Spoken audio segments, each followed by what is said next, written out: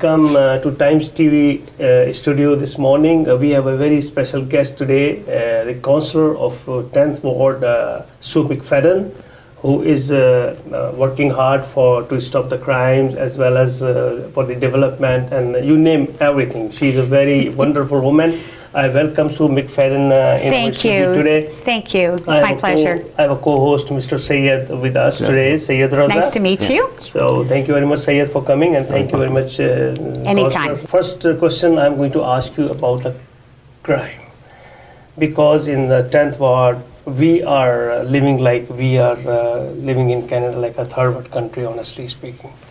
Well, I wish I had an easy answer for you, but I don't. Certainly the crime has increased, and as your regional councillor, we just approved a $14 million increase for the police budget to get more boots on the ground to help alleviate the crime in Mississauga. It's not just in Ward 10.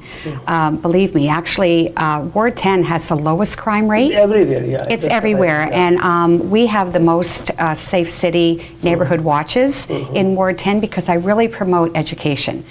And if people know how to keep their property safe and their cars safe, it helps a lot. The police do the best that they can, and I have a lot of friends that are police officers, and when there's a murder, they have to go to that first. If there's a serious car accident, they have to go to that first. Unless it's a life-threatening situation, they won't come immediately. As long as nobody's in danger at that specific time, then it gets put in a queue, and then they attend after all of the emergencies are taken care of. Yeah, as I know that you are very much close to the community, living in the 10th ward, and every month I saw your letter, and you are just updating the community and educating the community how to get safe and things like that. Even during COVID, I had a lot of Zoom and WebEx meetings with the community and the police and Safe City Mississauga to try and educate. Not everybody subscribes to my e-newsletter. Not everybody attends these meetings. Not everybody looks at my website to give them the information. I usually get complaints when it's happening. Right? And then I try and convert them to all of those other issues and ways that I can help them. And the police are only a part of it. It's also if you have good neighbors. It's also if you belong to Safe City Mississauga and you have a neighborhood watch. More eyes on the street help. Like I would know if you're away on holidays, if you had a neighborhood watch, or if you had really good neighbors that could say, oh, that car doesn't look right. Why are they there at that particular time? And then they'd call you. But a lot of people put on their Facebook, oh, we're away for 2 weeks. Or they tell everybody that there's a wedding and they're going to India, Pakistan, wherever they're going. So, oh, you think they don't watch that? And the thieves know that you're away? So there is a little bit of your own control as a resident. Become an easy target. And that's what I try and do. That's exactly what I try and educate them on. Like people are hiring private security when they go away to a wedding in overseas because they're afraid. Yeah. Well, what to say? Yeah. So with the announcement of this extra funding to the police department, Peel Police, so the main spending is going towards hiring more officers? More officers, more 911 operators as well, and more civilian constables, the ones that'll do special events rather than having paid duty, which costs the police department money. So what is the reason of things are going in this direction, right? So. Oh, you know what? If I had that answer, I would be the best thing since sliced bread. I don't know. It has increased, and it makes me sad because I'm really proud of my community. I have children, I have grandchildren that live in the community. They're my friends. I don't want to see my friends victimized or my neighbors victimized. So that's one of the reasons that I've decided to run federally, is because I realize that it all flows to the bottom. So all the big decisions are being made up here, right? And this is the main complaint that I get as a city councillor, is crime, traffic, speeding, right?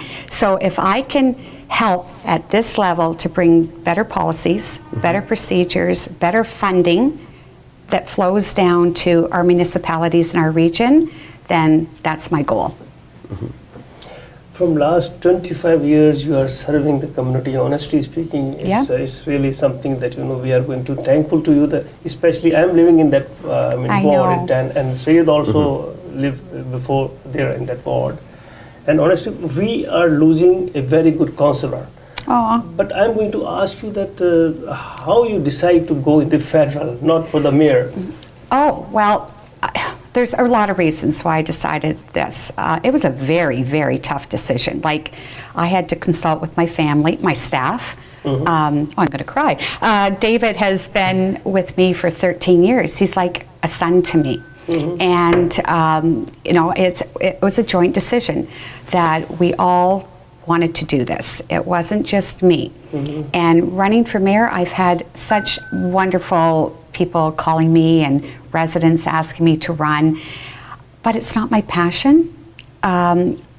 Having a whole city rather than just my ward, I couldn't give them the time and the energy and the love that I've had for these people. I saw in your eyes. Yeah, sorry. it is because they become my friends. They become my family. I go to their house. I have tea. We sit in the backyard. I've been to a lot of their weddings and their children's births and graduations, and they've been very supportive. So I didn't want to lose that by going as mayor, because they'd never get the attention Oh, I see. that I like to give as a councillor. But if going federally, I keep a lot of the ward, like a lot of the riding that I've represented and that I live in, that I've raised my children in. My husband was the captain of the fire department for that area for 35 years. Some of my children live there. They've gone to school there. We have friends there. And part of that family that I've now developed, being their councillor and their trustee, I get to keep. Okay. So I'm hoping that it goes a little further south so that I can keep a part of Churchill Meadows, but I'm not sure at this point. They're deciding on that in April. There is some change coming in the wards, I believe. That's what I mean. Like, I have to wait and see where the new boundaries are. And I think they're coming April 1st, along with all the tax increases that the federal government is putting in. But saying that, I'm happy that at least I get to keep half of it. And that was one of the decisions that I made when I went to visit with the leader, that this is my home, and this is where I want to serve, and I want to continue and end my career making the difference that I can for the community that I've served so loyally over 25 years. Okay. So what are the key areas you're passionate about? Oh, crime is number one. Certainly development and building homes that are affordable. Like, all of us have children or family that go, oh, they're going to be living at my house forever because they can't afford it. So part of the policy that is going to be implemented is certainly affordable housing, working with our developers to give them incentives, because they have to make money too. I mean, they're not in this to give away homes. But if the government can at least help them to offset some of their costs, then they can afford to build more affordable housing. But I don't want just affordable housing here, right? I want it integrated with the community, because you don't want little pockets of homes that, are all the same. I want them mixed in with the community, so nobody puts them in a silo. Yeah. And they mix it with the kids at school. And What about the infrastructure, like the roads and other things? Because the community is getting bigger and bigger every day. well, if you've been reading my newsletter, you'd know that. Now I can test you. Now I can test you that you haven't read my newsletter. The 9th line, of course, is our major corridor in Ward 10, and the construction is starting this year from Eglinton. And we're going all the way up to Derry Road. It's being widened to 4 lanes. Okay, with a center medium. Walking path on each side, like a actual pedestrian path so they can do strollers, and a dedicated bike lane on each side, like actual dedicated, so that it's not on the road. It's off, sort of off the road, so that that doesn't cause any problems. That has been a real issue, but you can't build until the road's done, because you don't want the construction vehicles going down there and, causing problem. And on the other side of Ninth Line, there's no services. That was Milton. So all the water has to come, and all the servicing comes from the east side, goes over, helps with the development. Oh shoot, I'm sorry. It has to come through and use for the development over there. It's a lot of money. Yeah. Yesterday I was reading about something connecting with the Milton, any road or something. Well, that's probably the Ninth Line. That's Ninth Line. Oh, and maybe you're talking Dairy Road is being redeveloped into Milton, and so is Britannia. Oh, okay. So they're working on that infrastructure, which is Halton. So it would have nothing to do with us, but it certainly will. No, but it'll certainly help with the influx of people coming in. Absolutely. Yeah. Let's talk about the areas where we need the more help, like lots of community came from a different background, right? And there is always a shortage of worship places, right? So, is there any dedicated land you are going to, is any consideration from a city plan that they allocate on a number of population to allocate some issues? City land is very, very expensive. I did my due diligence when our Muslim community asked me to find them land to build a mosque. Luckily, I have an excellent working relationship with a developer and builders, and I got them to obtain a piece of property in Ward 8, it's not even in Ward 10, for them to buy, but at least they got the accessibility or availability to purchase that property. It's not big enough now. They have to expand because it's such a growing population, but they still have to purchase the land because if it's still our asset as a city of Mississauga, right? We do offer a break when it comes to development charges for them, and we also give them different breaks as far as taxes are concerned to help them to be able to do that. And we're also trying to get them into warehouses that have been, they closed down, schools that have closed down, that it's already an existing facility, so they can maybe take over a lease with the Peel District School Board or the separate school board. We go for a short break, and when we come back, then we'll continue from here. Do you find yourself confused when shopping for halal food? The Islamic Food and Nutrition Council of Canada has been helping manufacturers of halal products and halal consumers globally for decades. Our IFANG symbol assures that the product you are buying is truly halal. So don't get confused.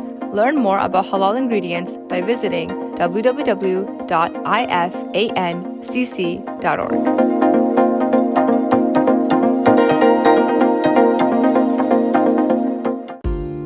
Buying or selling a residential or commercial property is one of the biggest financial decisions most people will make in their life. The real estate lawyers at Alam Law Chambers will guide you through the complete real estate laws to ensure your transaction completes on time and your dreams come true. Reliable and affordable. Alam Law. Welcome back to our studio. We are going over to Sue McFadden. Yes, Sue, so what do you think about this Ward 10?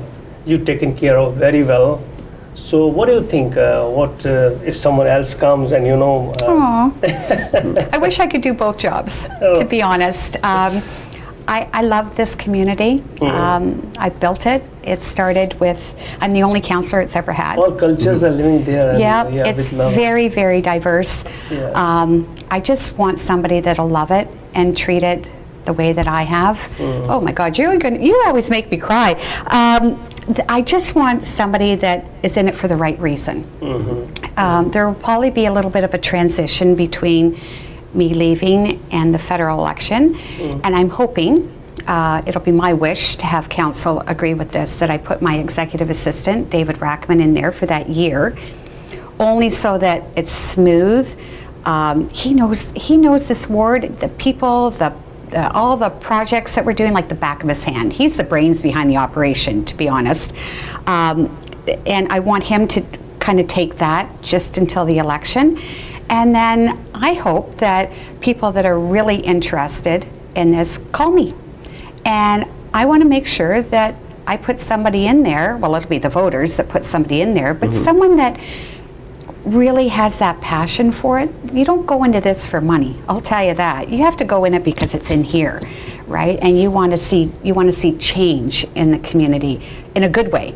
Okay, you know, you can't change the world, but I think our ward is one of the best in the whole city, to be honest. We have a great diversity. We have old subdivisions, we have new, we have people from all over the world, and everybody gets along on the most part. And you serve all religions and everyone, you know, For sure. treated very well, honestly. You have to. Yeah, that's you have right. to. Yeah. I don't have an obligation to one religion. Yeah. I'm Catholic. Yeah, that's right. But I have everybody in that ward. And I think that's probably served me well, that I don't have an allegiance to one group.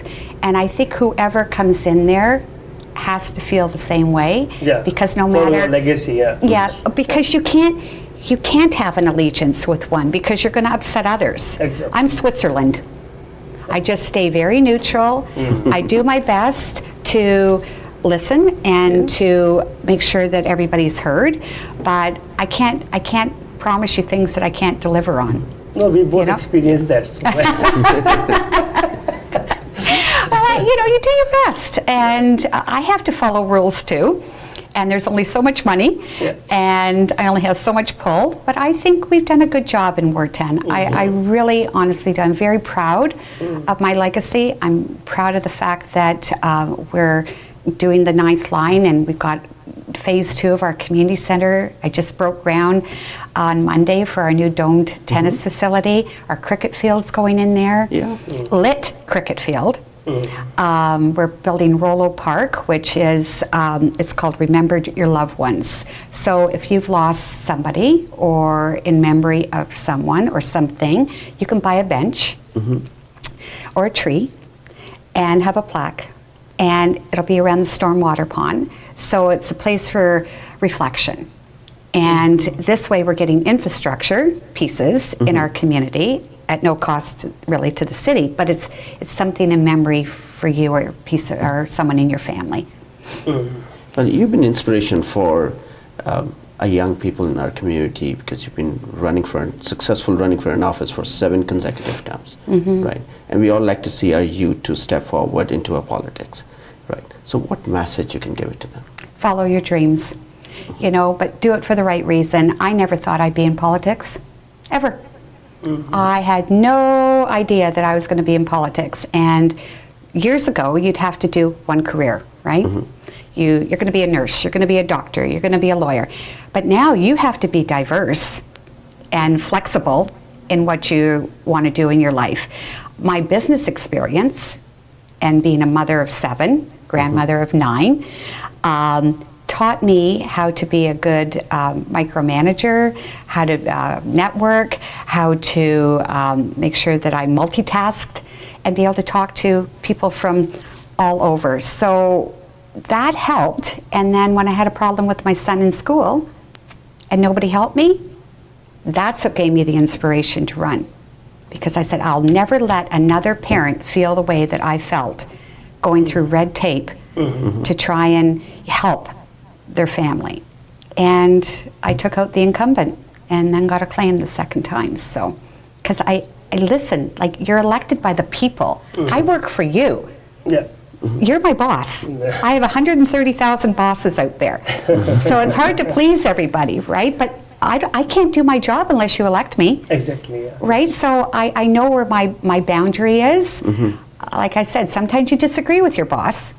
Yeah, of course. But that's okay. People do that in corporate worlds too. You can't always agree, but in the long run, as long as everybody comes to a consensus, it works. But the young people now are so smart. Oh, they're so smart. And I would ask anybody that's thinking of any social justice, political science, call me. There's volunteer opportunities. There's mentorship that I can do for people. Even our trustee for the Catholic Board, I mentored her to, to become a trustee. She never thought of politics. She's a nurse, for God's sakes, and then all of a sudden she's going, I like this, and you told me I could do anything, and yes, you can. And females especially, no offense, but females have to work just that little bit harder to make sure that people realize that they're pretty smart and they can do anything. During your whole tenure, what you did for the females, the women? Any specific thing you did? Well, not specifically. I treat everybody equal, but certainly women have confided in me, especially in the ethnic community. And I've given them resources through the Region Appeal. The City of Mississauga doesn't necessarily have resources to be able to accommodate, but certainly through the region, I've given them those opportunities. I was sitting on Diversity and Inclusion Committee, both at the city and at the Region Appeal, and you hear a lot of sad stories. But you know what? We're there to listen, and someday that could be me. Or it could have been me. So it could be my grandchildren or my daughter-in-laws that are experiencing domestic violence. So there's people out there to listen. I try not to get personally involved because I'd probably take them all home, but we do what we can to try and help them as much as possible. So you did the transition from a school board trustee to a city and regional councillor, and now you're moving towards the federal politics, right? So if you look back, what are the key area you can proud of that you achieved these things? Well, first of all, moving from business to politics was tough. I didn't know what I was doing, but I had that passion because they were upsetting my son. And as a mother, you don't want to, like it's Mother Bear, right? You have to look after your kids. So that was quite an accomplishment to beat the incumbent and then be acclaimed the second time. And then when Ward 10 became available, when we changed the boundaries for that because it was growing from all of Ward 9, I beat 22 men in that race for council. And we built 10 schools in that time. We built Churchill Meadows. There was nothing there. It was a lot of work. But I loved every single minute of it because now I can actually see what I've done. That's true. And there's nothing better than saying, oh yeah, I named that school. Oh, I know what that street name is. I know why that park is named that, because you had impact on the community. So the fact that I can leave, go there and say, I've done my job. I've done my job, I've made a great community, and I feel that the next 2 terms, 1 term in federal politics, I can look back and go, it's okay. It's okay. There's another shift coming. Mississauga is looking for a new mayor as well, so there is a by-election. Activities are all around. We can see that. So what challenges you see as a Mississauga city? There's a lot. There's a lot of challenges.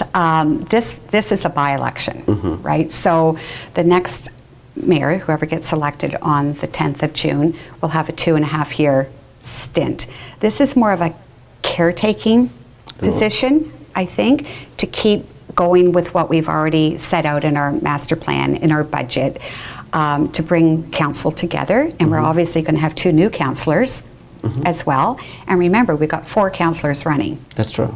So I think whoever becomes the mayor has a job to make sure that they build morale within council, because someone's feelings are going to be hurt that they didn't win. But I think the candidates that are out there are fantastic, and I give them all the credit in the world for wanting to run and serve as our mayor.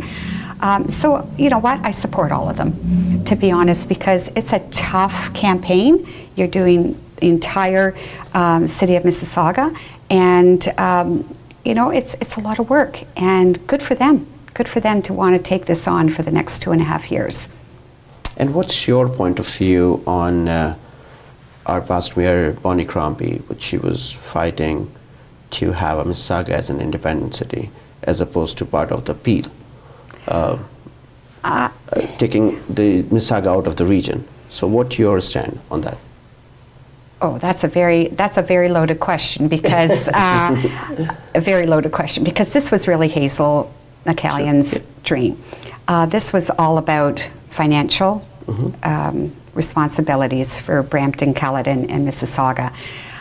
So I think having the transition board in there right now to be able to do an analysis of what we can take away from the region, like planning should be locally. Roads should be local. Let us look after our own.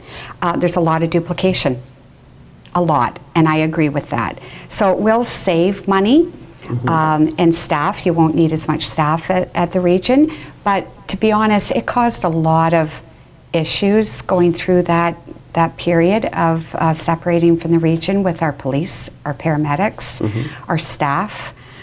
A lot of stress. A lot of them left, not knowing the future that they were going to have. So for that, I'm really upset about because I think it could have been handled a little differently as far as communication with everyone.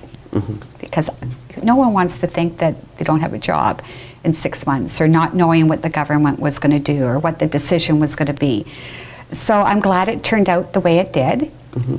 I look forward to the report to see how we can save money and get duplication out of the region. So now 18 months, I believe, left that you're going to be the councillor for that ward, right?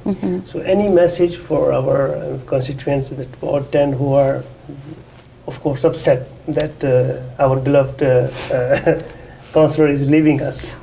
Well, I'm not leaving. See, that's... Leaving the ward anyway. I live in the ward. I will still serve half of the ward. Yeah. I'm always there. Yeah, okay. I'm always there, and I will be as supportive as I can to whomever is successful. But I'll tell you, if that person gives my community a hard time, I'll be right there. I'll be right there saying, no, you don't treat them like that. And that's the part that's, I think, was the hardest decision for me, because I love it. If this opportunity hadn't come up, I would have stayed another term or two. But sometimes opportunity knocks, and I had to take it. I really believe in this transition of government. But of course, I would want the support of my community as well to elect me federally and serve them at the level where I can make a difference going down to Mississauga and to Ward 10 especially, like infrastructure money being allocated to certain projects like our stormwater, which we have gotten federal money for, which was a big problem up in the Lisgar community. They'll always have my heart. We pray for your success and future. Thank you. And please give us the reviews about this interview. Thank you very much for watching.